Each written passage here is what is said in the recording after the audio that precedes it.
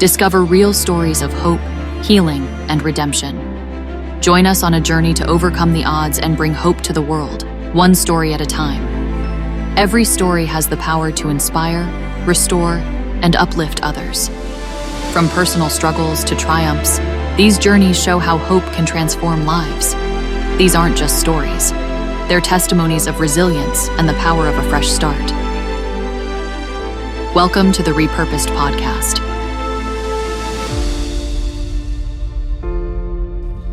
Hey everyone, welcome back to the Repurposed Podcast. I am your host, Hannah Christine Fell, and today we have a pretty incredible guest. I know I say this, I always, describe them in wonderful adjectives, but today is truly an honor to have Charles Chuck, that's what you want to go by, right, Parker with us. And I met you today, correct, but my husband met you a few weeks back on our little beach trip to Florida.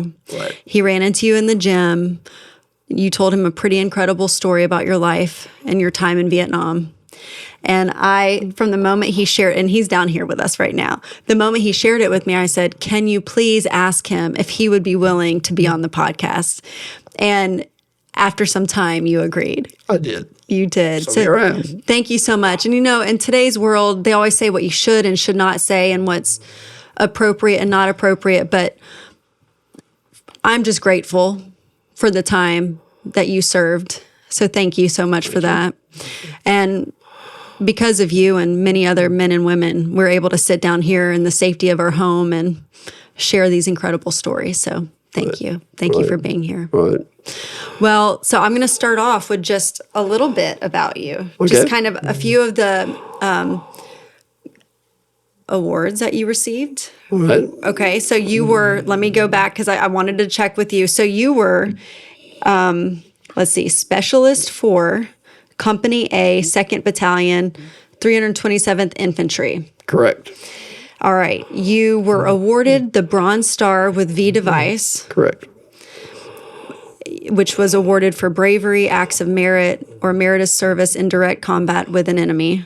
I would love, I don't know how much time we have today, but you sent us a packet before you came up with the awards that you received, and it has the full description of why. And I would love to read that. I know that we don't have all day, but do you mind if I just read the Bronze Star one? Go right ahead. Okay. All right. So, and the words are a little bit difficult to read, so I may stutter here and there, but it says the reason you were awarded this was the date of action was the 1st of June, 1968. You were awarded the Bronze Star Medal with V device, and it's for heroism in ground combat against a hostile force in the Republic of Vietnam on the 1st of June, 1968. Specialist 4 Parker distinguished himself by exceptionally valorous actions while performing duties as a fire team leader with Company A, 2nd Battalion, 327th Infantry near Phu Bai, Very good. Republic of Vietnam. Specialist Parker's platoon was engaged by a superior-sized enemy force. The enemy fuselage Yeah, I'm not sure about that word either. of mortars and automatic weapons was overwhelming. Movement was almost impossible. Realizing the gravity of the situation and showing complete disregard for his personal safety, Specialist Parker stood up and directed the deployment of his fire team. He moved from man to man, ensuring the most accurate and heavy return fire possible. His actions were the big factor in saving the lives of the majority of the men in his platoon. The enemy shelling increased and the platoon was ordered to withdraw. Specialist Parker, after leading his team to safety, learned that a wounded comrade remained forward. With total disregard for his own life, Specialist Parker braved the ever-increasing mortar attack and small arms fire to reach and retrieve the wounded soldier. Specialist 4 Parker's heroism, aggressiveness, and devotion to duty were in keeping with the highest tradition of the military service and reflect great credit upon himself, his unit, and the United States Army. Pretty incredible. So I wanted to read that one because that just kind of gives us an idea just to start of what was going on in your life to receive these. You were also awarded the Army Commendation Medal with V device, and the Air Medal. Correct. You know, people say, well, you know, you're a hero. That's, you know, you did all this stuff in combat. And I got, you know, I just simply did what the Army trained me to do and what my faith always taught me to do, okay? And we were out there in the middle of a jungle, and we were trying to survive and take care of each other and overwhelm the enemy, which we were fortunate to do that particular time. But I didn't look at it as any way, shape, form, or fashion being a hero. Right. I've said many times the heroes didn't come home, okay? Yeah. What's the old saying? All gave some and some gave all. Thank you. Mm-hmm. You're good. Well, hey, I'm reading the note you sent with your pack. I mean, you're just the coolest dude. We received this, and I'm like, man, even his little note to open the packet is just cool. Well, it puts a lump in my throat when I think about that, though. I know. Yeah, that's exactly what happened. And as I mentioned earlier, we talk about our lives and we talk about what makes us who we are. And reading my favorite book, The Road Less Traveled, I've come to believe that the three things that make us who we are our DNA, the environment that we were raised in, our family life, and then the major events in our life. And Vietnam was certainly a major event in my life. Yeah. It helped, and I'll put a plug in here for you. It helped repurpose me. There you go. Thank you. And he got the name right, Scott. Well, I'm really excited because when you sent this packet of just some, you wrote a book. I think you said your son encouraged you to do that. I wrote my life story. Your life story. Correct. And you sent it to us, and I got a good ways through it, but I know it's chock full of even more stuff that I haven't even gotten to yet. But my commitment is to finish it because it's just already so incredible just hearing your life story. So I think probably what would be best to do to start, I'll kind of take you back. When we were upstairs talking, you talked about it was important to go over even the backstory prior to going off to war. Correct. Because you felt like that really played into who you were before you were repurposed, before the Vietnam. It definitely did. My dad died when I was a year old, okay? He died of moonshine poisoning. And it was documented that he wasn't the only one in Atlanta at that time. There was a group of people who died from that same batch of moonshine. It was bad. So my sister's a year older than I am. There we are, 1 and 2 years old, and our father dies. My mother, God love her, was what I would call a working alcoholic. And we have a standing joke. We think she claims 4 marriages, but we think there was a 5th, but we're not sure, okay? So I grew up in an alcoholic environment. There was emotional, physical abuse. And by the time I had reached my teenage years, I was a pretty angry guy. I got into boxing Golden Gloves, and I was able to take some of my anger out on my opponent, but that anger came out in different ways, just total rebellion. By the time I was about 15, I had wound up in juvenile detention. I was in basically solitary confinement for about 3 weeks.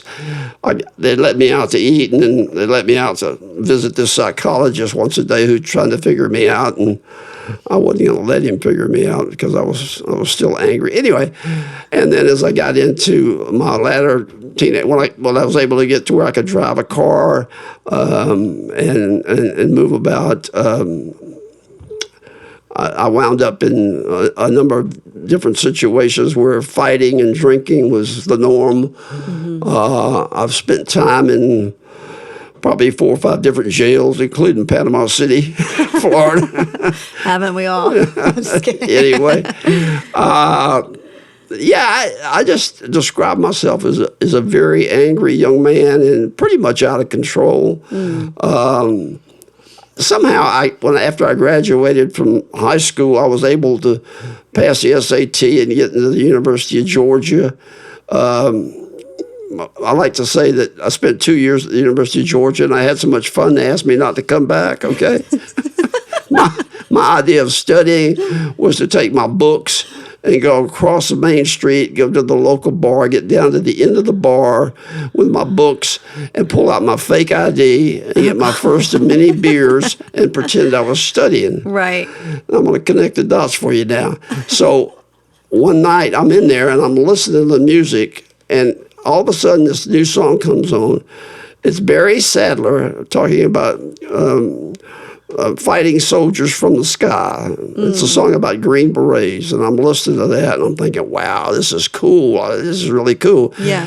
It took me back to the last summer before that, where I had been working for a roofing company in Georgia that sent us down to Columbus, Georgia at Fort Benning to put a roof on. And I looked over off in the distance, and I could see these guys training to be paratroopers being dropped from a 250-foot tower. And I thought, wow, that's cool. And then, of course, Barry Sadler's song, and, of course, the university is saying, thanks for coming, but, we'll see. But yeah, we'll see you later. See you later. So I'm out of school. I'm lost. I'm drinking. I don't know. I wasn't doing anything productive. And I thought, there's a war going on. Now, this is how crazy I am. There's a war going on. I go fight the war. I'm a tough guy. I can go out there and be a warrior, right? Okay. So I go down to the recruiter's station in Atlanta, and I walk in and start filling out the paper. And off on the corner over there is this full-size cardboard picture of this paratrooper, and he's actually got the parachute above him. And as I'm filling that thing out like that, the recruiter says, so what do you want to do? And I just pointed to that paratrooper, and he said, so you want to be a paratrooper, huh? And I said, yep. And I think he thought to himself, what an idiot. Yeah. So anyway, that's what I did. I went in and went through basic, went through jump school, went through all that. For some reason, they sent me to MP school. I became an MP. I was sent to Fort Bragg. And, you work downtown Fayetteville, North Carolina on payday night with Fort Bragg, and you've got a bunch of Marines, and you got a bunch of paratroopers and a bunch of Marines coming over from their base over there, which I can't remember the name. And so you got to separate all these fights and all this kind of stuff. So that was kind of an interesting experience. And then we had President Johnson called up the Ready Battalion because of the riots in Detroit. And we went to Detroit, and we'd get pinned down by sniper fire and things like that. So that's kind of a prelude to Vietnam. And I say all that to get to the second half of 1967, and there I am at Fort Bragg. I'm an MP. I'm directing traffic, and that's not where I want to be. Right. I want to be in the war, okay? So I go in then, and I write out a request for transfer, or I ask the company clerk to type it up for me. So he types it up, and I wait a couple of weeks, nothing. So I go back in there, and I wait a couple of weeks, nothing. I go back in there the third time, and he's... the first sergeant comes out, and he says, Parker, come here. So he calls me in his office and says, what are you doing? I said, I'm putting in transfers to go to the 101st. He said, why? I said, because I understand they're going to Vietnam here pretty soon, and I want to go to Vietnam.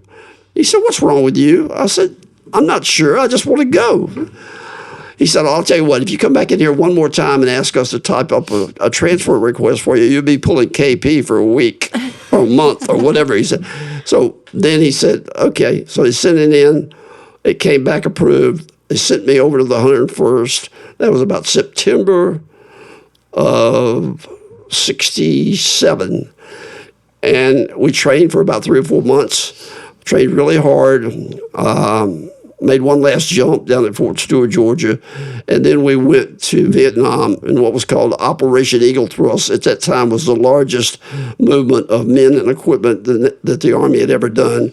We took the 1st Brigade was already in Vietnam. We took the 2nd and 3rd Brigade, which we were part of, and shipped them over there. So that's where we were. We went into Vietnam December of 67. One last thing, and I'll let you ask me a lot of questions. we fly in there. We're on 141s. the aircraft's 141. It landed, the tailgate drops down, we all march off, we're standing there in formation, and guys start to fall out. It's 98 degrees in Vietnam. We just came from Fort Campbell, Kentucky, where it was 30-something degrees. And so the first sergeant got real nervous, and he said, okay, everybody just sit down. And the guy behind me says, "Welcome to Vietnam." So that was our first experience, when we first got off the plane there. By the way, one last thing. We came back there when Tet Offensive broke out in February of '68. We were flown back to the airstrip there in Benoit, and we were actually pinned down by a small fire right there where we had landed, which was kind of ironic, I thought. Anyway. As you're telling me that, you're getting off you're landing, the climate change was intense. The men that you went over there with, so you're in a grouping on this plane. Were y'all pretty close at that point? Oh, yeah. We trained together for a number of months. So, yeah, we were pretty close. My squad leader was a guy named Paul Przemski. Uh-huh.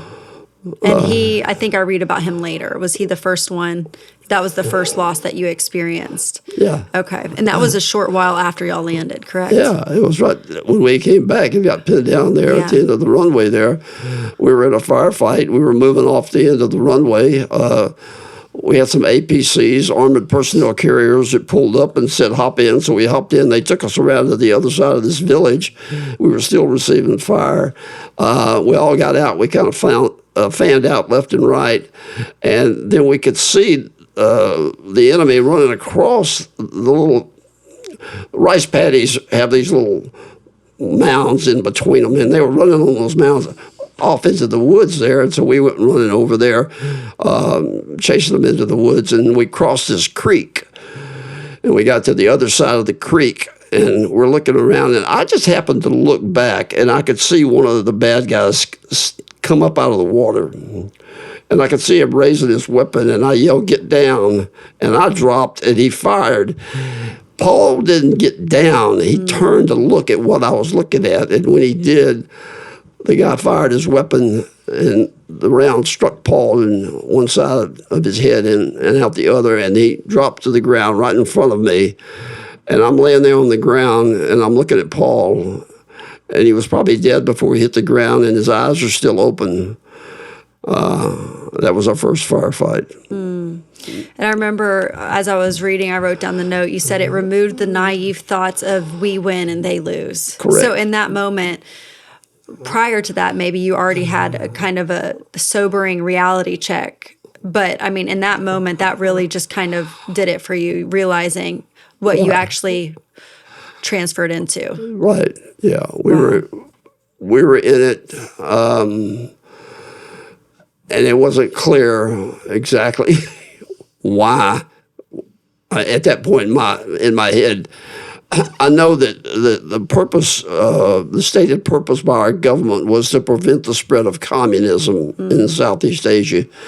But right there at that particular point in time, I'm thinking to myself, is that really what we're doing here? Yeah. Is that really what we're doing here?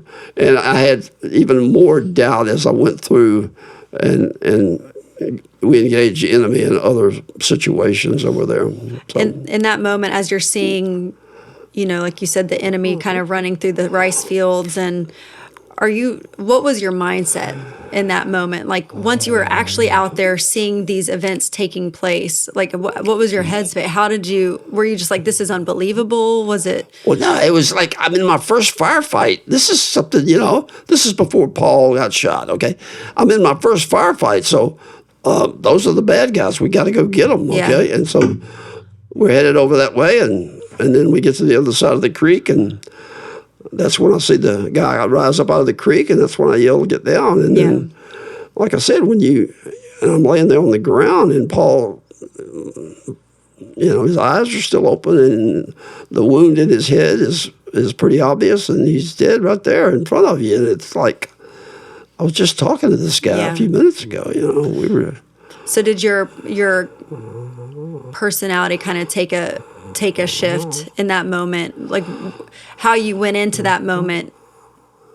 you were obviously changed after Paul was killed. How did you proceed from that? Was it more of a sobering? I think that's a good word, sobering. It was one of those things where, anger, okay? Not the same kind of anger I had growing up, but, a different kind of anger. And I thought, I don't, we got to take care of each other. Yeah.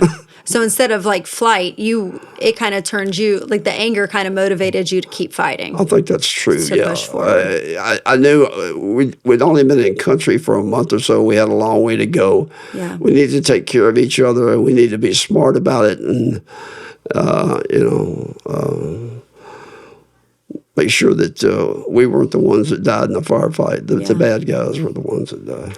Did you have a grouping of friends that you were close with prior to war? Prior to the war? Like when you were kind of going through your rebellious phase and growing up and stuff, did you know what community was back then like you did in the military?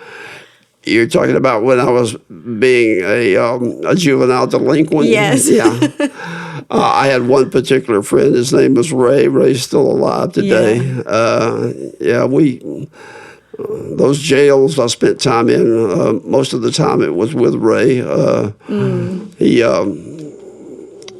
I know we started becoming friends in high school, and a tragedy in his family. His dad developed cancer, and he had a brain tumor, and then he went blind from the brain tumor. And I watched Ray watch his dad, go through cancer treatments, and then become blind and then die, and so I was there with him through that whole thing, and I could tell that he had a different kind of anger then. It seemed like to me. The world was not just, it was unjust. I shouldn't speak for him, but, we fed off each other's free-range delinquent ideas, okay? Well, so that was that kind of friendship. And then here, fast forward to being behind enemy lines, the type of camaraderie and relationship that you had with these guys were totally different than what you had with, I mean, I was trying to look it up without making too much of a commotion, but there was a line that you said in your life story, and I can't remember. I wanted to read it because I knew I wouldn't do it justice, but just about how those friendships were formed in the horrendous experiences of war that y'all went through, just like the closeness that y'all developed, the bond. But I can't remember. I didn't want to like fan through here and make it too loud, but yeah, I just think of like how traumatic events like that can really cause you to grow close with a group of people like that. Yeah, the way you operate in the jungle is you operate in single file because the terrain or the vegetation is so thick. So you're operating in single file, and you've got one guy in front who's the point man, and then you've got the second guy, which they call him the slack guy. Okay, and then of course your whole platoon is behind you, and you're moving. Trying to move as quietly as you can, you're making sure that all your senses, your sense of smell, your sense of hearing, your ability to see, all those are just as sharp as you can make them at that point in time.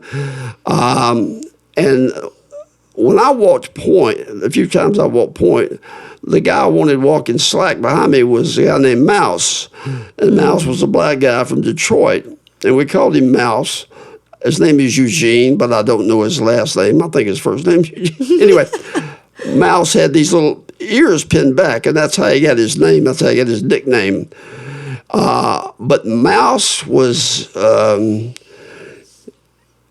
he was a really, Mouse was as straight a guy as you can imagine when it came to making sure that he covered you, that that you knew he was there. You never had to worry about it. He'd be the slack guy, I'd be the point guy. Mouse was always making sure that He knew that he had my back, so to speak, and we became really close. One day I was walking point, and he was walking slack, and I put my hand up to tell him to stop, and he stopped. And the platoon sergeant came up and he said, "What's going on?" And I said, "I think I heard some noise off to my right over here." And I said, "Mouse, did you hear anything?" He said, "No, I didn't hear anything." I said, "Okay." So platoon sergeant sat there for a while, and then he said, "Okay, let's move on." So we moved on, and lo and behold, about 15, 20 minutes later, the bad guys attacked the back end of the platoon, the back end of the column. Which is not normal, right? That's not the normal That's never protocol, happened before. right? It didn't happen since. It had never happened before. So I don't know, why they didn't unload on us. The life expectancy of a point man's pretty short. He doesn't. Once a firefight starts, he's usually the first guy to go down. So the fact that I made the platoon stop, maybe it made the bad guys hesitate. I don't know. But anyway, those are the kind of things that you go through when you form these bonds. Platoon sergeant was Watson Baldwin, and Watson and I were incredibly close. We were very tight. Yeah. Well, then take us, okay, so take us from there. I feel like there's so much information that I don't really know what to ask because, there's just only you really kind of know your story. I mean, I would just say kind of walk us through your time. So from that point forward, and then I'll kind of chime in if I have a question or. Okay. Well, obviously there were days when we weren't doing a whole lot of anything out there. We were not making contact, so we were moving around trying to find the bad guys. The accommodation that you talked about, the Army accommodation with the V device, was a situation where we had the first platoon. We were in the second platoon, I think. Anyway, we were not walking point that day. There was another platoon up there walking point. They made contact. They were getting a lot of incoming fire. The platoon sergeant called my platoon sergeant, Watson Baldwin, and said, "Can you get your gunner?" M60, "Can you get your gunner to give us some cover till we get our dead and wounded out?" And so we had a couple of guys take machetes and hacked a little trail up to this high point, little rise over the area where the firefight was going on. And I set the bipods down on the M60, put the belt in there. M60 rate of fire is 500 to 600 rounds per minute. That's the top rate of fire. Okay, so I'm using this M60 and I'm raking the area, and my assistant gunner, who is this guy right here in the picture. Okay. It's Tim Wittenberg. Tim has the extra ammo, so I said, I'm firing the M60, and I look off to my kind of the side of my eye here. I'm looking over to my left, and it's coming to the end of the belt. And I said, "Tim, I need you to click that next belt on it." And Tim's over there. He's kind of curled up in the fetal position. I said, "Tim," I won't use the words I said to him, but anyway, clip the next belt on there, and he did. I said, "What is your problem?" He said, "Well, the bullets are coming so close." Well, they were. They were splitting the trees and the bark and the limbs all around us. And when that firefight was over and we went back in, I kept feeling this irritation in my chest. So I went to see the medic, and he could see it was all red and bruised. And he went and took a little knife and cut right there, and he pulled out a piece of bark. Oh, my God. He said, "How'd that happen?" I said, "I think it happened when we were up on that ridge firing it, and all those rounds were coming close. But the splinter from the enemy round had put a piece of bark in my chest, which I didn't even realize." Well, we'll take bark over a bullet. I'm sorry, what? I said we'll take bark over a bullet any day. Yeah, absolutely, absolutely. That's one of the firefights we were in. Gosh. Hannah, I can go down so many of them. We were pinned down one time, and Watson decided our platoon sergeant decided he was going to call in artillery, and the artillery was coming from behind us. It was coming over our heads. So the sound of the artillery was just almost deafening, and it was hitting out in front of us. And I had my steel pot on my head, and I'm laying there, and all of a sudden I hear this stuff coming out of the trees, and it's shrapnel. Oh my! That's how close we were to the artillery. We had shrapnel pieces coming down on us. I saw one laid over there, and I went over to pick it up. And how stupid can I get? Because it was hotter, and I had to put it down. But then I did pick it up with a rag, or we always carried towels, and I put it in my rucksack. I carried it for a couple of months. I wanted to bring it home with me, but then somehow I lost it. Lost it, man. Yeah. Well, being that you went through all these kind of close calls, because I remember you mentioning that was a really close call.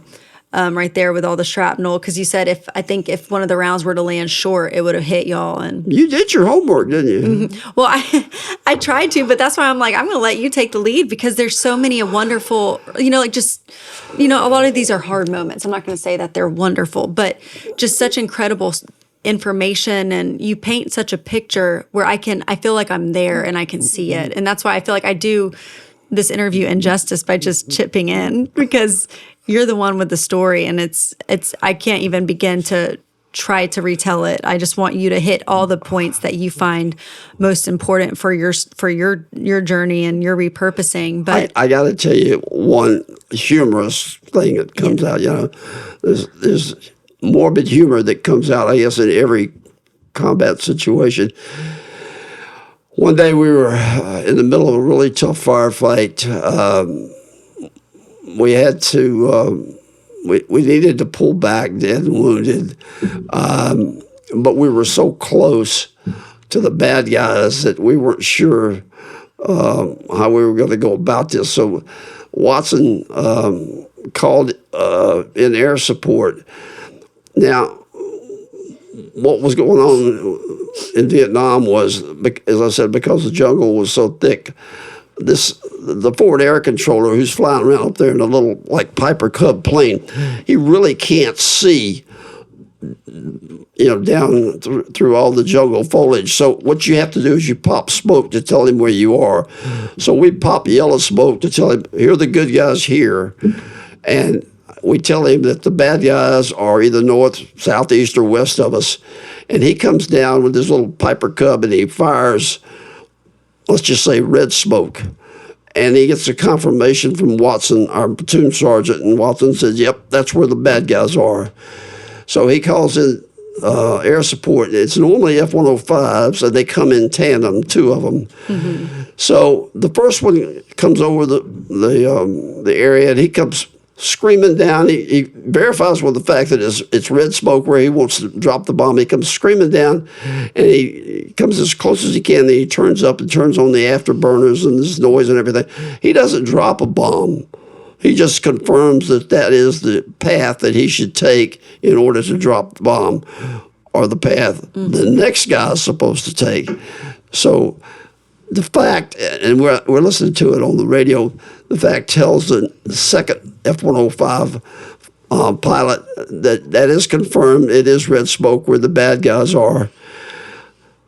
The pilot of the second F-105 then says back, here I come again to save the day. I cracked up. It's one of those Mighty Mouse things. Yeah. And he comes down, he drops his 500-pound bomb, and it almost lifts us all off the ground. And there we are in the middle of Vietnam, and, just battlefield humor, something to break up the tenseness of the situation. Right. You mentioned a character. It was your battalion commander, Colonel Charles Beckwith, who y'all called Charging Charlie. And I thought Scott would get a kick out of this guy, because you said, you described him, several things about him, but you said he was actually an NFL draft for the Green Bay Packers. Correct. But he turned it down for a commission as Army second lieutenant. Correct.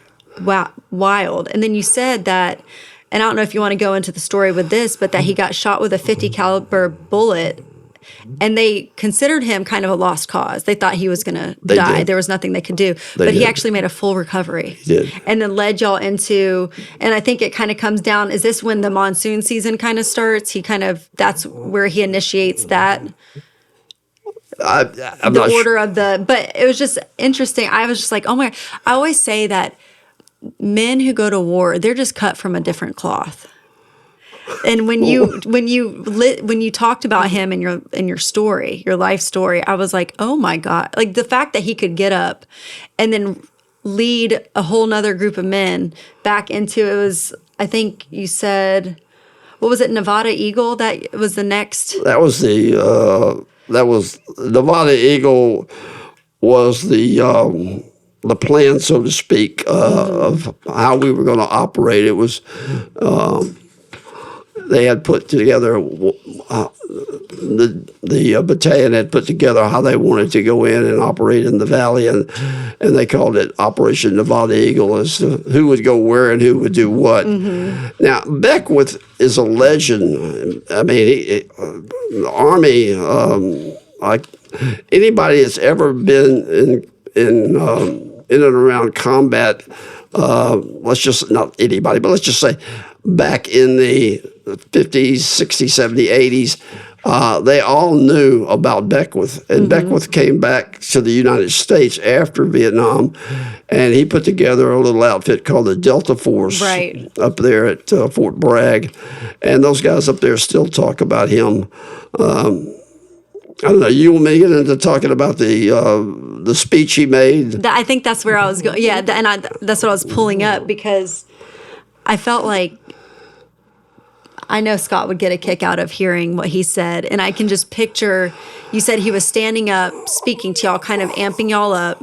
Okay, it's nighttime. Nighttime. It's He's shirtless. There's a stage. It's Camp Eagle, which is the main base where the 101st was stationed in Vietnam, just below, way up there in I-Corps near the DMZ. And it said Operation Nevada Eagle began in 1968. So that's kind of the setting. Correct. Okay. So he's up on the stage, and he takes his shirt off.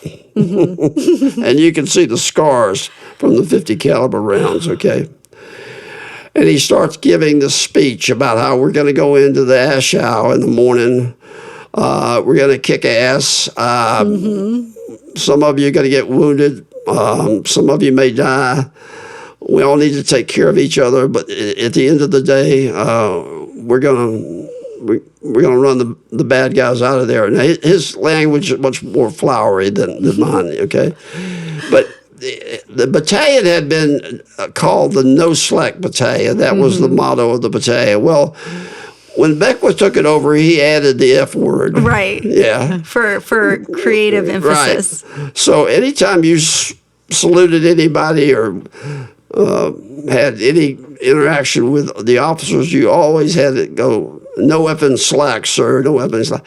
So Beck was up there, he's giving this speech, and he's just, you know, his voice is getting louder and louder, and he's getting more angry and angrier. And finally he gets down to the end of it, and he says, and now we're going to have the priests, or the chaplain. That's my Episcopal upbringing.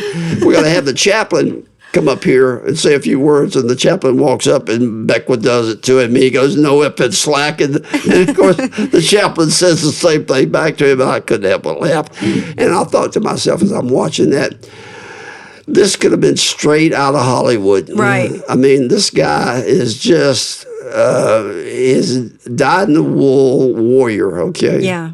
And it was so, it was not only real, it was kind of refreshing, even though it was harsh. You know, you knew what he was saying was true, that it was going to be a tough day in Vietnam. But anyway, that was one of the really, I thought, classic moments in my service over there. Just watch Beckwith give that speech. Yeah. I want to ask you, because you said your father died around year 1 of your life, and year 2 of your sisters, I think is what you said. I have a sister who's a year older, and I have a brother who's 7 years younger, yes. Okay.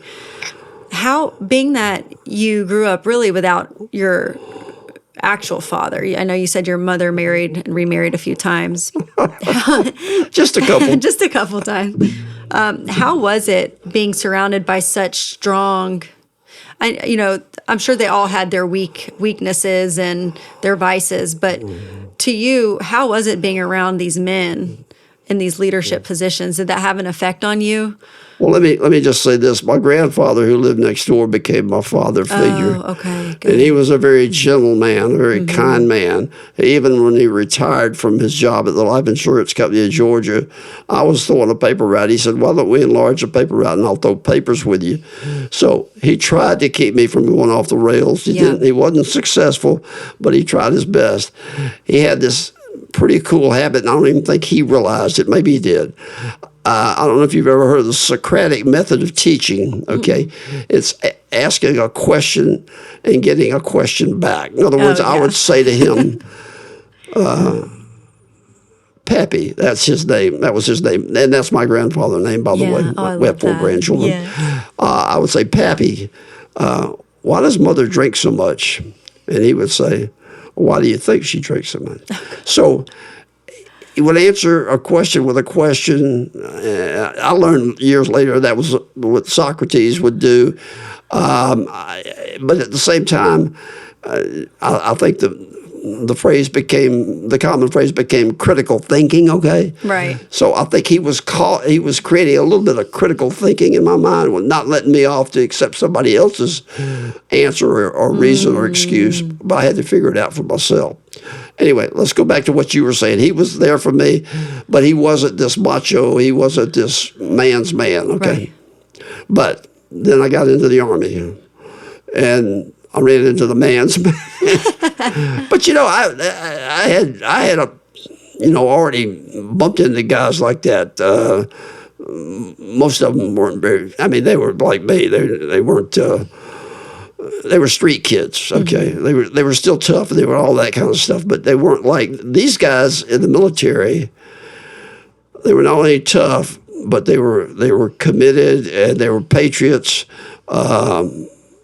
It was just an honor to be around them, and it helped me to understand how a man should be a man as opposed to what I had thought was a man before. Okay? Yeah.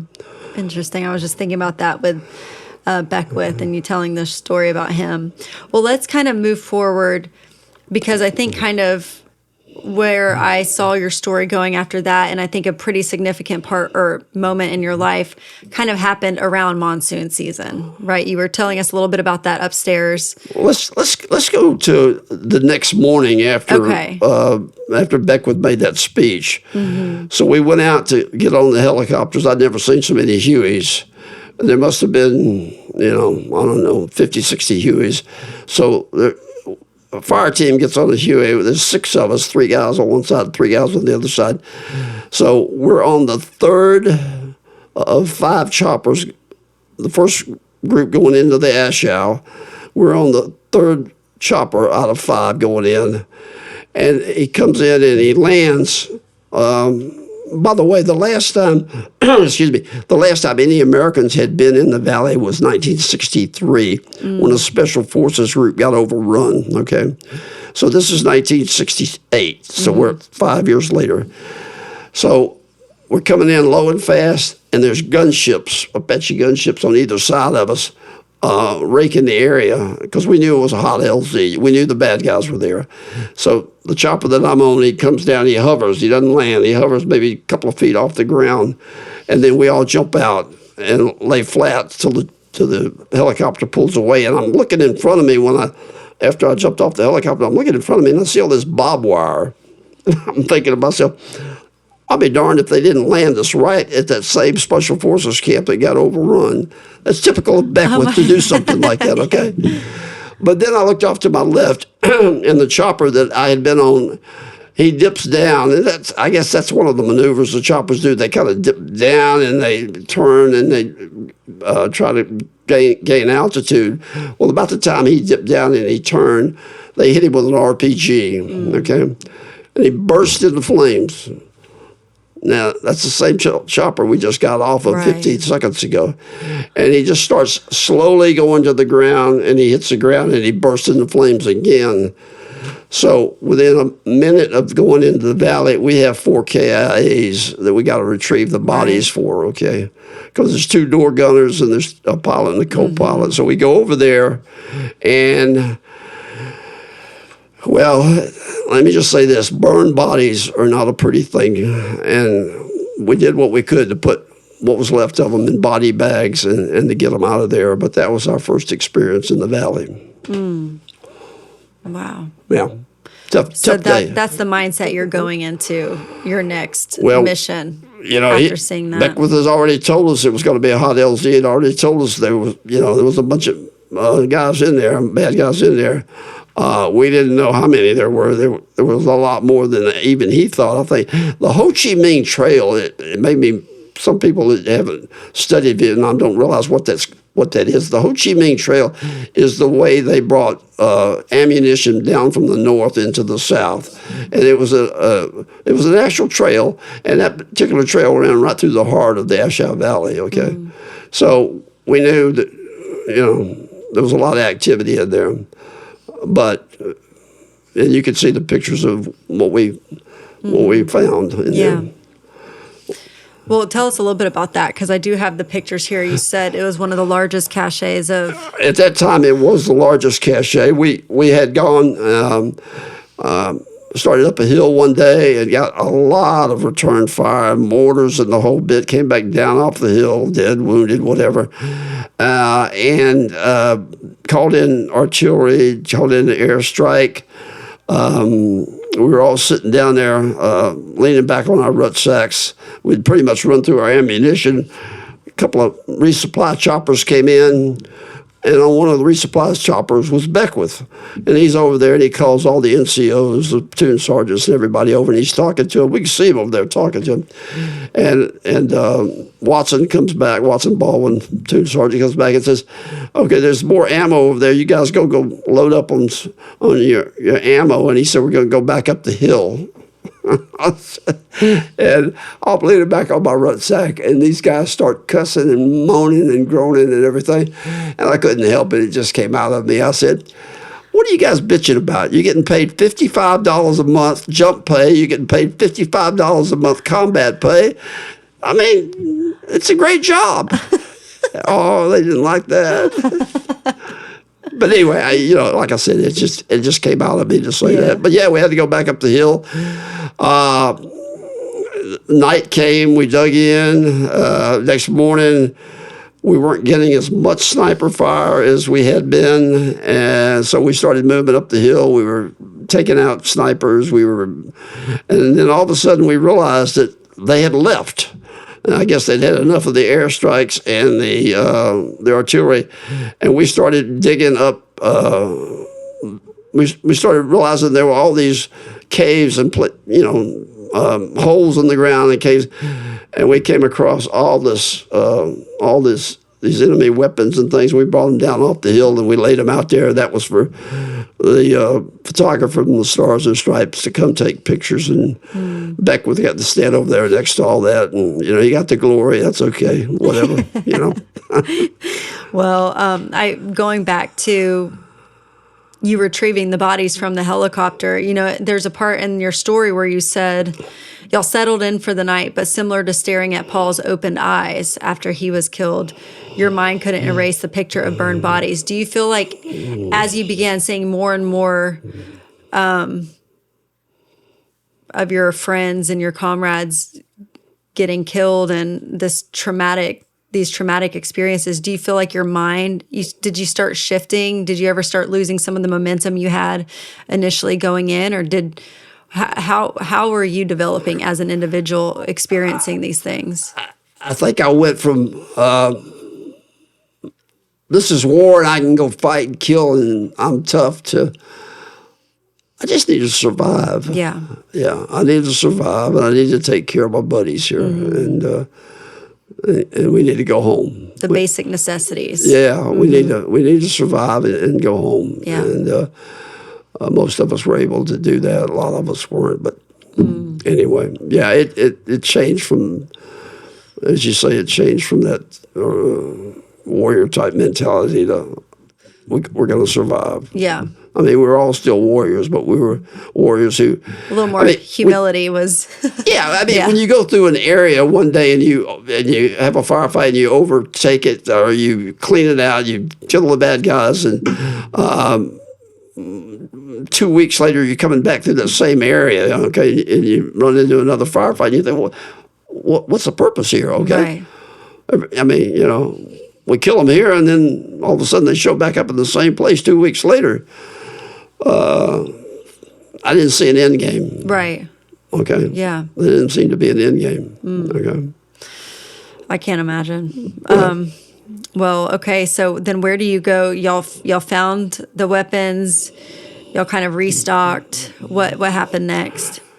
That was the beginning of a 52-day operation, okay? We were out in the jungle for 52 straight days. Normally, we would be out in the jungle in a matter of 3 or 4 weeks, and then we would come back in on what was called stand down, where we would get a hot meal. If you were lucky, you got a shower, but most of the time, you just got a hot meal, and you got to change your clothes and socks and things of that nature.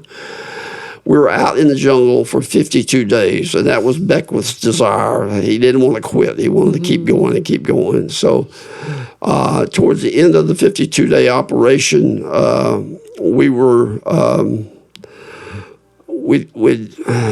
gotten to the top of this, I call it a mountain. They probably call it a hill out in Colorado, but we got to the top of this mountain, and we were bedding down for the night.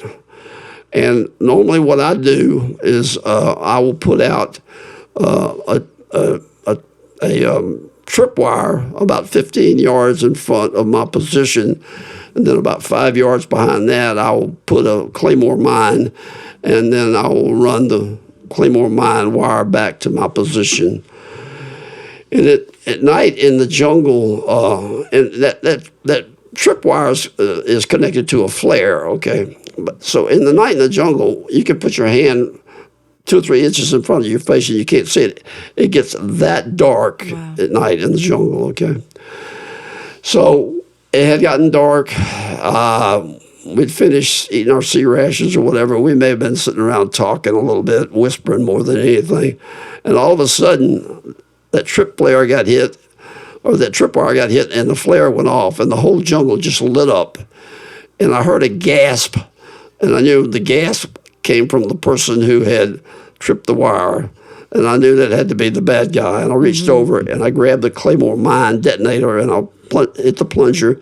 It blew up, and then I heard another scream or groan, knowing that, I had obviously hit the enemy soldier trying to come in and penetrate our position. So there we were. Are they going to try to overrun us? Is he the only one out there? Well, not the only one out there, but are there others coming from different directions? So I go over and get behind the M60 machine gun, and I'm sitting there, and I'm thinking back. Don't ask me why I thought back, but I thought back to when this young man next door to me asked me to go to vacation Bible school with him, and I did. And we were memorizing different Bible verses. And I memorized the 23rd Psalm. And about that time it started raining, the monsoon rains, they come in waves. So I'm sitting behind the machine gun, the rain's coming down, and I'm repeating the 23rd Psalm, and I repeated it all night, okay? And you get to the point where you walk through the valley of the shadow of death, okay? And that's the Ashau Valley. I will fear no evil, for thou art with me. Thy rod and thy staff, they comfort me. Thou preparest a table before me in the presence of my enemies, and thou anointest my head with oil. And the rain is dripping down on my head, my face, and the side of my head, and my cheeks. And all I could think about was that phrase, thou anointest my head with oil, and my cup runneth over. I repeated the 23rd Psalm all night. Somewhere in the middle of the night, this incredible warmth came over my body, just a warm feeling. Now, I'm in the rain and in the jungle at night. It gets kind of chilly, but I was just warm all over my body. And the only feeling I had was, Lord, if you want to call me home, if you want to take me tonight, I'm okay with that. I'm totally fine with that. I'm ready for you to, take me to the kingdom if that's your will. I repeated 23rd Psalm all night. Sun came up. One of the guys went out to check the bad guys and get the grenades and stuff off of him. And he got the guy's personal ID, and he's looking at his wallet, and it's got some pictures in there. And he said, "Parker, this guy's got family pictures in there. You want to see it?" I said, "No, I don't want to see any of it." I said, "I don't want to. No, I don't want." Yeah. I just wanted to sit there and feel that feeling. I never had it before, never had it again. That feeling of peace, kind of what you're talking about. Oh, yeah, that you felt. absolute peace, absolute peace. But the warmth in my body was just, it was really amazing, okay? So that was more than an aha moment. Yeah. Did you carry that with you? I know you said that it was the first time you ever had that feeling, and you've never had it again like it. Never had it again. How long did you carry that feeling? Was it just kind of in that night into the day, or Yeah. did you kind of carry it with you the rest of your time? No, it was just that moment, just those couple of hours there before the sun came up. It was pretty special. Yeah. Yeah. Isn't that incredible? And the fact that you were remembering back to Vacation Bible School in a totally different setting, whereas you're in the jungle, deep, dense, dark, wet jungle, that's what came to your mind. But think and about it brought it. you peace. That part of the 23rd Psalm where it says, yea, though I walk through the valley, And the you were valley in of the the shadow of valley. death. We're in the Ashau Valley. If there was ever a valley of the shadow of death, that had to be it. So it just fit, Yeah. And to this day, I don't understand, but it just fit. And obviously, I'm very thankful that it did, But That's incredible. I just, it's, I feel like we don't have a lot of, some people never have moments like that. But in those moments, it assures you that the spiritual world is real. oh, yeah. Yeah. Oh, yeah. Even in those moments of doubt, you can always look back at that moment and say, there's something more to this life we're living. Right. And you think about all those different situations, and you think about how I entered the military, the mindset going in, and then how I'm just pushed to get to go to Vietnam, and then I got to Vietnam, and then all I saw and everything that happened there and how it affected me, you think about that and you go, wow, God, that's it's incredible. But so out of that, I came home. I mentioned this to you earlier. I came home. I'm sitting in a bar with a friend of mine, and he looks over at me and he says, "Man, you've changed."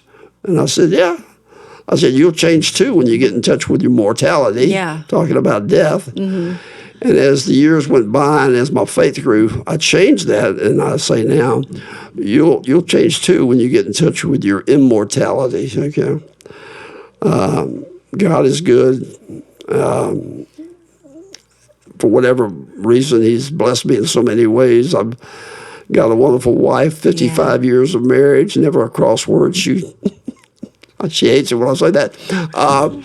We have 6 kids. We have, as you know, we have 4 adopted Korean children, 2 birth sons.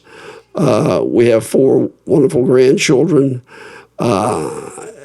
We're just so incredibly blessed beyond measure. Okay, so when I met your husband and we got to talking, it was like, whoa, slow down a minute. He wanted me to come sit in here and talk with you, and I'm going, wait, whoa, let's. Well, I'll take credit for some of that, because when he told me your story, I was just so excited. I was like, no, see if he'll come up. And he was like, well, he was actually the one telling me, hey, slow your. Hannah, it moved me. It moved him. On the way home, remember when we passed over that bridge? Yeah. And I Googled, it was the Medal of Honor recipient bridge, and I looked him up, and I was in the car tearing up, just looking up a war hero, because how many bridges do we cross over? Yeah. Or how many times do we not honor people? Yeah, he was saying that it so moved him that even when we were on our way home and we were crossing over a bridge where it was a war memorial, a specific person that the bridge was built for or was honoring, he took the time to research it and just to read about that person, which we've never done in the past. You don't think about doing that on your drive. And so I just knew, I was like, if he would be willing, I've got to get him to come up here and share his story. And he had told me, I wanted you to tell me a little bit about the background of this picture, because is this you? No. Or which, okay. That's Watson Baldwin. Okay. Okay, the picture for the people who are listening and can't see, the picture is of our platoon sergeant, Watson Baldwin. In the jungle, we cut a hole in the jungle. C4 is an explosive that we use to blow up trees and things to cut a hole in the jungle, because in order to get the medevac helicopters in the area to work with us, they had to be able to see down, so we had to blow a hole in the jungle. So the picture is a humongous opening that we've created, but you can see the vegetation and how thick the jungle is. And Watson is standing there with his hands straight up above his head, and what he's doing is he's waiting for the basket to come down from the medevac. And our guys over here are helping these guys get close to Watson so he can get them on the helicopter. The only person looking back here is a guy named Tim Wittenberg. Tim was my assistant gunner who was curled up in the fetal position when the bullets were coming so close. Watson told me this is the second medevac to come in. The first one, the bad guys started shooting at, and Watson pointed over to that area, and he said, take the M60 out there on the perimeter, Parker, and I'm going to bring the second chopper in, and you get those. If we get any incoming fire, I want you to rake the area. So I was out on the perimeter, but this picture was taken by a guy named Art Greenspon. I think he worked with the Associated Press. He never got a dime for it, but it's been it's been dubbed as one of the 100 most famous war photos. And we took and found Art, and we got the picture framed in this large frame, and we went back up to the second of the 327 up there at Fort Campbell, and we dedicated this picture, and it's hanging in the battalion headquarters up there as we speak. That is so cool to have that, and to know that you were somewhere in the perimeter of this epic photo. So let me real quick tell you, my story behind this photo is our youngest daughter, Rebecca, was doing some kind of report for school, and she asked me to take her to the library, which I did. And while she was in this separate room, I guess making notes or whatever, I went over and I'm looking at the magazine rack. I don't know if you've ever heard of Time magazine. Yes. Anyway, Time used to come out in this big form. Now it's a smaller form as far as the size is concerned. And I'm peeling through it, and all of a sudden, a full page picture. This picture came up in a full page there in Time magazine, and the hair stood up on my arms, and I got this huge chill all over my body. I didn't even know this picture existed till that moment. Okay. Wow. And now it's become the picture, as we like to, when the guys see it show up somewhere else and it's shown up in magazines and newspapers all over the country, they'll go, the picture's in such and such a magazine this week and everything. But think about that. We were in Vietnam for, 15 years or whatever, and how many firefights and how many platoons and how many things. What are the odds that my platoon would be in this picture? I'll think about that. That the Associated Press photographer was traveling with us, and he would take that picture. Art didn't even know what he had. Of course, this is obvious. Back in those days, they didn't have the cameras that we have today. He didn't even know what he had, so he went back and developed the film. Oh, God. And then when he developed the film, that's when he saw this picture. The one you're looking at here, you were going to point to. This is Dallas Brown. Dallas survived. He lived. Yeah, we got him. So he was wounded though in this photo. Correct. Yeah. Correct. Gosh. Yeah. So looking at this photo, it takes you back to that moment. And Yeah, you can just it kind of does. place yourself there. It does. It takes me back. And when I started writing my life story and got to the Vietnam section, I pulled this picture out along with some other stuff, and I started having night sweats again. I had humongous night sweats when I came home from Vietnam. You could actually wring the water out of my T-shirt in the middle. Wow. I had to change my T-shirt 2 or 3 times. I had all the incredible night sweats. So when I got to this point in my life story about writing about Vietnam, I had a night sweat, pretty bad one. And my wife looked over at me and she said, "You're writing about Vietnam, aren't you?" I said, "Yes, ma'am." It never leaves you. Yeah. It never leaves you. Can I touch on Agent Orange? Yes. Okay. Agent Orange, the key chemical in Agent Orange is dioxin. The Army sprayed 20 million gallons of Agent Orange throughout Vietnam. The Ashau was the 3rd most saturated place for Agent Orange. Think about this. We operated in the Ashau that whole year. We slept on the ground, everything. And we drank the water from the streams and creeks in the Ashau that had been soaked with Agent Orange. Let that sink in for a minute. Is that incredible? I can't tell you how many people have suffered from that. I had a good friend, flew choppers, and he went through Parkinson's and Lewy body syndrome, and it was not pretty. And I still to this day believe that was Agent Orange. I have some things that I deal with, I think, probably as a result of Agent Orange. But I mean, we left that legacy over there. Those people, birth defects and all kinds of stuff because of what we did. 20 million gallons of Agent Orange dumped on them. So, anyway. Not pretty. Yeah. And you know, a shame on us. Shame on us for doing something like that. Yeah. Whoever came up with that idea, what are you thinking? You're dropping this stuff down there? You think it's not going to affect human beings? Right. I think they probably just don't think long term, or they don't care, or they're looking for the biggest bang for the buck, or I don't know. there's no telling. I don't know. Yeah. It's, you know, it's sad to think about, you know, I mean, the podcast is kind of talking about how events in our life affect us and can repurpose us, and it just shows you the negative effects that something for such a short period of time can affect us forever and affect people that we won't even meet. And, you know, it just kind of makes you rethink. Well, it did for me, as I said. You know, I came home. You know, it was a whole different perspective on life. Yeah. Okay.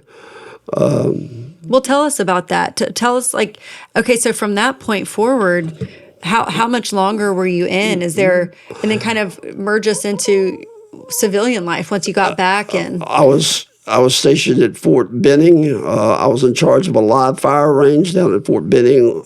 By that I mean it was a nighttime exercise where the OCS candidates would come in.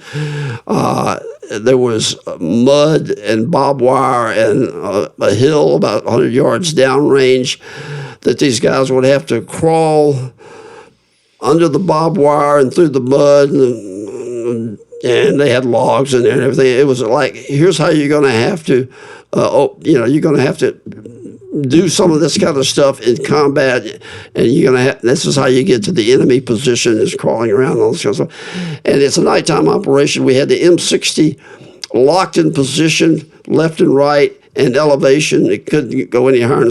So while they're crawling through the mud and the blood and the beer, so to speak,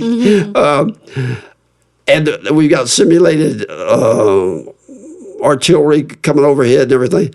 I'm firing the M60, and the M60 had a tracer round every fifth round, and so there's this red or green, depending on which tracer we had, firing right over the top of these guys as they're crawling up there to to overrun this position. It was pretty real, you know. You never heard anybody yell medic, but it was pretty real. Yeah. That's what they put me on when I came back. And then one day, the first sergeant came out and he said, "Parker, I need you to come with me." And I thought I was in trouble, okay? And he said, we got in the car and we started back towards the base. And he said, "You're gonna drive for the colonel." Now, why they picked me, I to this day don't know. But Colonel Gerasi, who was a legend also, Colonel Gerasi is in the Ranger Hall of Fame. That's pretty special. Colonel Gerasi was head of the infantry school at Fort Benning at that time. He was a full bird colonel. So what I had to do was I had to go to the motor pool and get the car and bring it around. First of all, I had to pick him up at about dark 30. I don't know, maybe 6 o'clock in the morning, and take him to work, and then keep the car out in the parking lot. And then if he needed to go anywhere, I had to go get I had to put the full bird Colonel emblems on the front and the back and stand there and wait for him to come out and salute him. I didn't have to say no effing slack, but I had to I had to salute him. He didn't say much at first, and that was okay with me. I was kind of. I was in awe of him, okay? When he first called, maybe back up a second. When he first called me into his office, when they first told me I was going to be his driver, he called me into his office, and I came in and said, reporting for duty, sir. And he said, stand at ease, or parade. No, he told me to stand at ease, so I'm standing at ease. And behind him, he's got this huge picture of him coming out of a downed Huey helicopter with his AR-15 in the mud and everything. It's an action photo. I don't know whether they staged it in Vietnam or not, but it's him in combat. And the picture just about takes up the whole wall. So I'm just sitting there, and I'm talking to a full bird colonel. I don't think I've ever talked to a full bird colonel. And then I'm looking at this picture, and I'm just going, just really? in awe. Yeah. So anyway, we drove for a while. I drove him for a while, and like I say, he didn't say much. And then we got to be friends, I think, as friendly as he could be, and we were talking. And he tried to talk me into going to OCS, and I told him, no, sir, I appreciate that, but he said, I'll sponsor you to go to OCS. I said, I appreciate that, but I've had enough of Army and war and all that kind of stuff. So I drove him, and then at the end, as I like to say, on my last day, I got in my car and I looked in my rearview mirror. Fort Benning sign was in my rearview mirror. I headed home to Atlanta. Little did I know, a little over a year later, I'd marry. I'd run into or get introduced to and marry the lady I've been married to for 55 years. So how old were you then when you left the military? How old were you when you went in, and how old were you when you came out? Let me do the math. It was 67 when I went in. I was 22 when I went in. And then, remember, I spent 2 years at Georgia. I was 22 when I went in, so I would have been, 25 when I came out. Okay. Tell me, you said your quote when you were sitting at the bar about how mortality over the years changed to immortality. Correct. Tell me a little bit about what that meant to you when you say that. Well, I read a book called The Road Less Traveled, which I recommended to Yes, we Scott. have it. Yeah, he started reading it. Actually, before I got to that, I had read Josh McDowell's book, More Than a Carpenter. Great read, short read. I actually have that on my book list. Okay. Yeah. Then I had read C.S. Lewis' Mere Christianity. I love that one. the way C.S. works you through situations in the Bible. And then someone had recommended to me to read The Road Less Traveled. And I read The Road Less Traveled, and it had such a profound effect on me. I told Scott the other day I just finished reading it for the third time. But anyway, the first time I read it, it had such a profound effect on me because I didn't know it, but I needed to forgive my mother.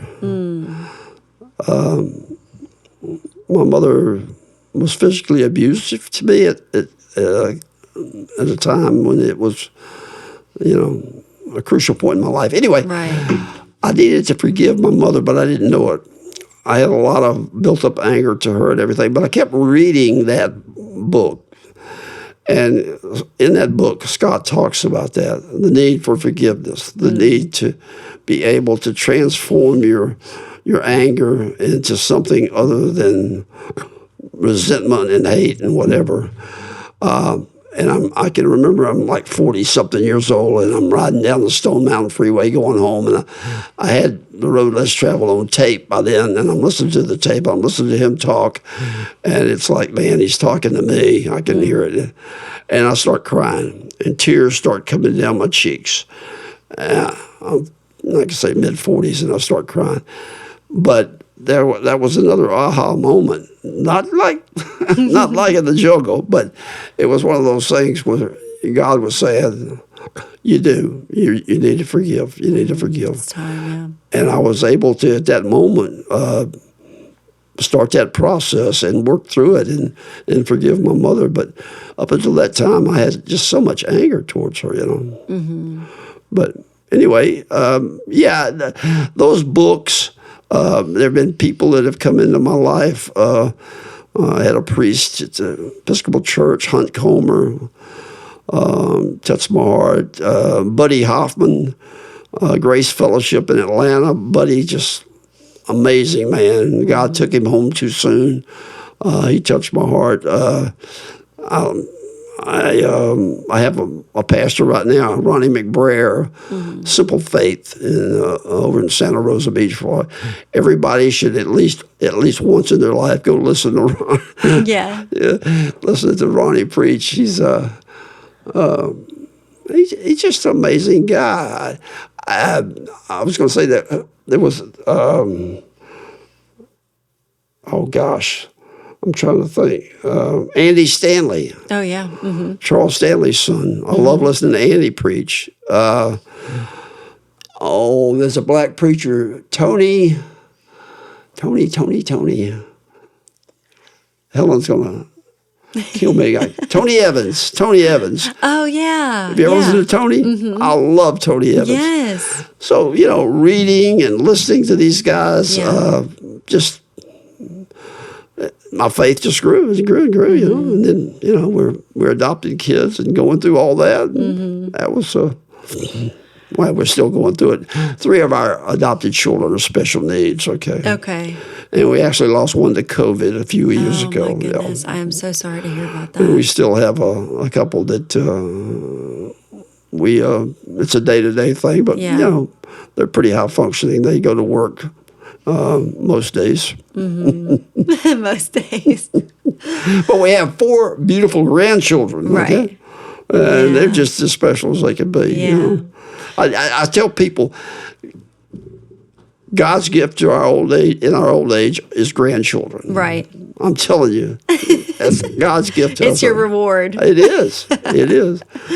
Get to spend time with them. Our oldest is about to graduate with a master's degree in speech pathology. Wow. Her name's Angel, and she is an angel. And she is an angel. Down there at Valdosta State. The second one or her sister, Isabel, is quite the tennis player and an all-A student. I'm going to brag on them now. Do it. Davis and that's Angel and Isabel. That's Rebecca, our daughter's children. And then Ty and Sarah. They have Davis and Virginia, or we call them D and V. Okay, Davis is he's quite the golfer and just an all-around good kid. And Virginia's interested in everything from wildlife to science to sewing to cross country. Well-rounded. Yeah. Anyway, we had fun raising them. They're just about all let's see. A couple of them are going to be seniors next year. Virginia's the baby, so it'll be a couple more years we'll have her. But we are truly blessed. How would you describe yourself in a few words going into war? And then how would you describe yourself coming out and how you are now? What's the biggest change? Well, I mean, you got to remember I was really young, but I mean, going in, as I said, I thought pound for pound, I was the toughest thing, that walked, and I feared nothing, and because of my anger, I'd look for fights. Yeah. I mean, I mentioned to you I'd been in a few jails, and I say sometimes I think I was kind of a thug, but I was really a punk. I don't know. It seemed like to me I was always pushing the envelope and looking for action or whatever, And obviously coming back from Vietnam, I had a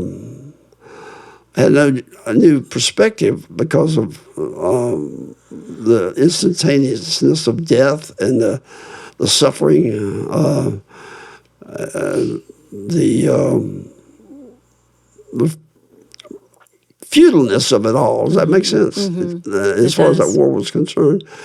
So, I came home with a little bit of confusion, but a lot more calm and settled. I still had a little edge to me. I mean, Helen knows that. I had to grow out of that too.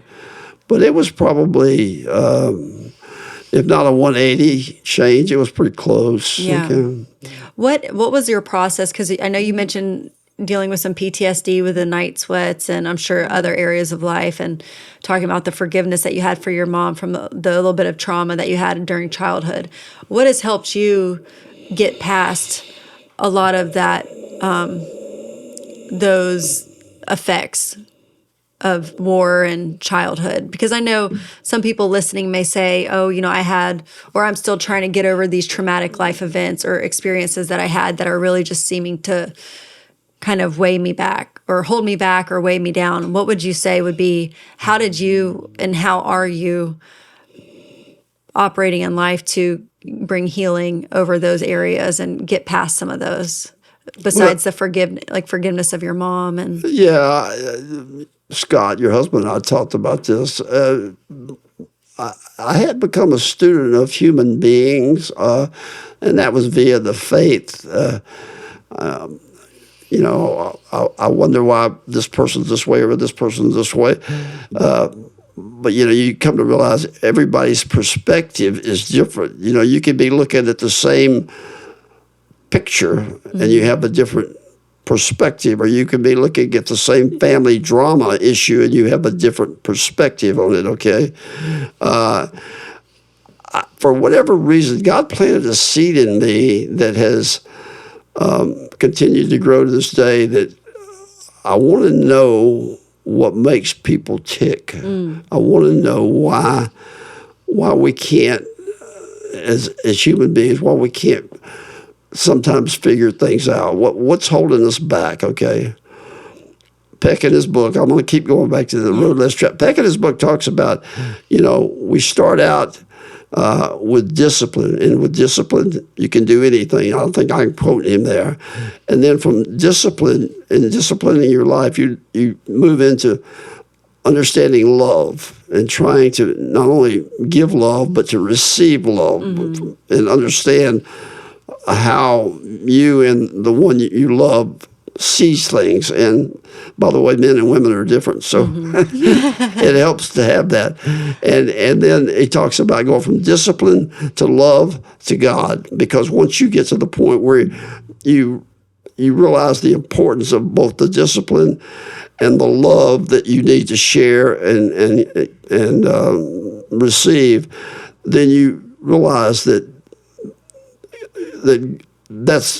those are the blessings that God is giving you. They don't just happen. So then you got to move into what's God trying to do. God's trying to make us as good as we can be at this point in civilization, at this point in time. He's trying to teach us discipline, love, and God's grace. And so if you're asking me what's changed for me, it's trying to understand those things in my life and the people around me, and how I can see life from their perspective. And, hopefully bring us closer together. Yeah. If you were to leave our listeners with one piece of advice, maybe that is a little bit of it. What would you? I always spring this on our guests last at the end.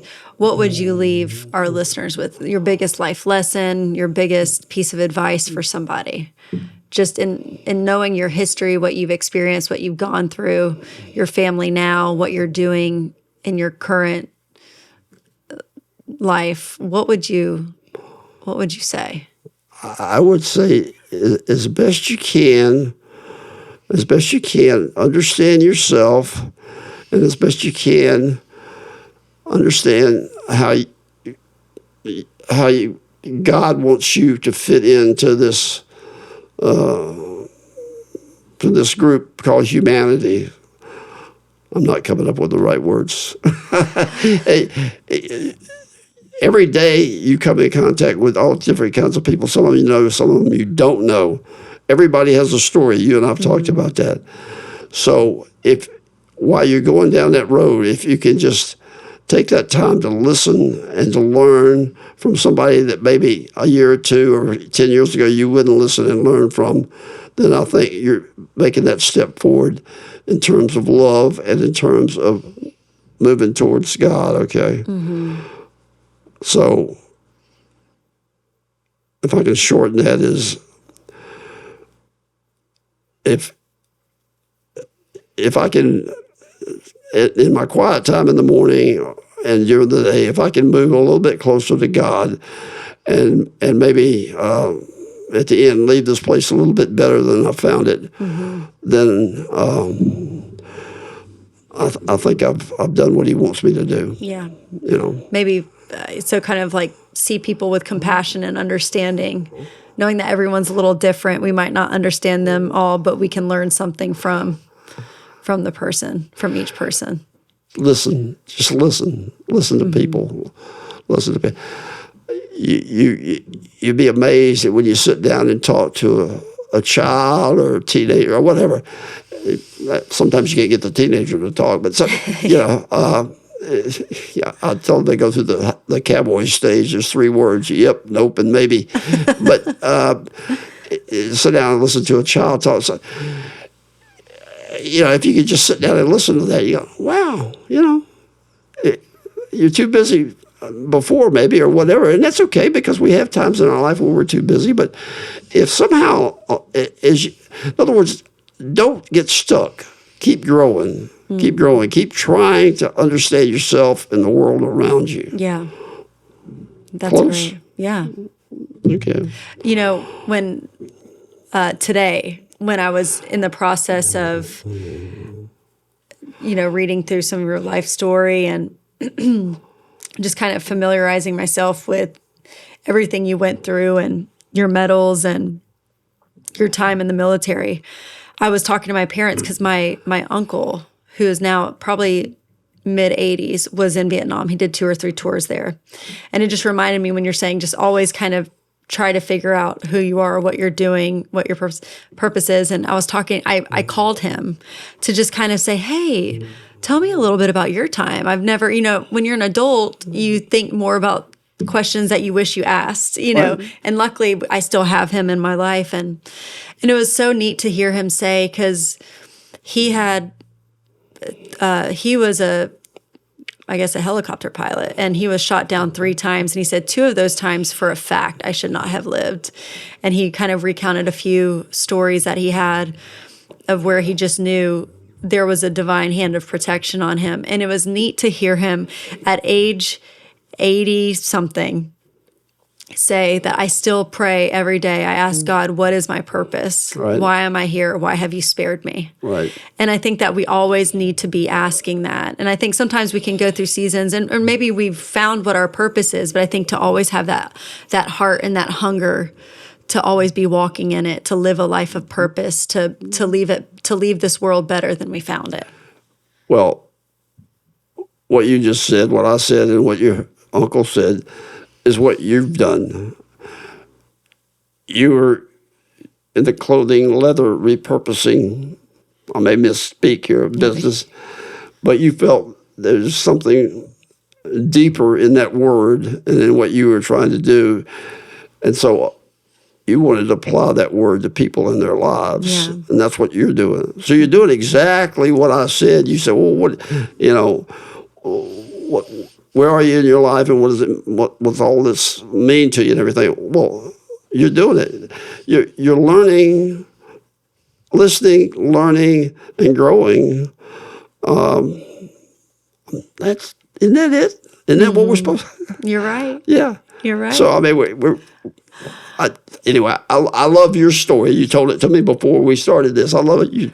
What you did and what you're doing now is a continuation of repurposing. Mm-hmm. And so you're to be congratulated. Thank you. And I think about you and how you're saying all of your fellow soldiers that you fought with, y'all formed a community and y'all supported each other. And the goal was to get y'all through the challenges alive and back home. And I think of even, it's cheesy, but I think about, although this is, a passion that God put on my heart, I really couldn't do it without my team, Ryan, Scott and his support, my family, you being on here. And although I feel like I haven't been a great host this time, I'm still processing all this postpartum, like mind and my brain is fried. I feel like I've been terrible at asking questions, but I just couldn't do it without all of y'all. And for you to say that I'm actually walking in that as well is a beautiful reminder to me. Because I think when you're in it, when you're in that, on that ground level, you don't really see that you're walking in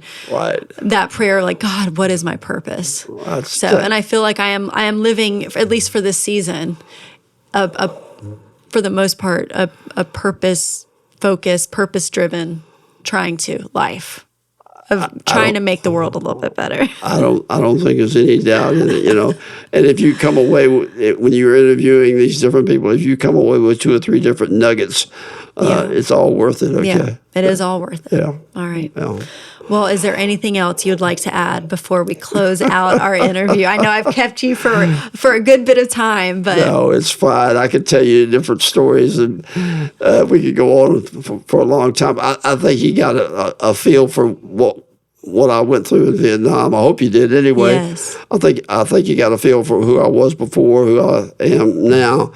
I think, as I said, maybe a few nuggets in the whole thing, but what I would say to anybody that's listening to this, and I know you agree, we hope that what we're doing here has some value, right, and helps you in some way. Mm-hmm. Okay. Agreed. Yes. Okay. Yeah. To bring some hope and perspective out of the chaos that we're in the moment. There's a purpose to it. Yeah. Well, thank you so much, Chuck, for being on. Hey, I appreciate it. Thank for you. driving up from Florida to be here. It's all okay. right. Well, thank y'all so much for listening and for being a part of the podcast. And stay tuned as we have many more guests coming down the line. So, all right, y'all have a great day.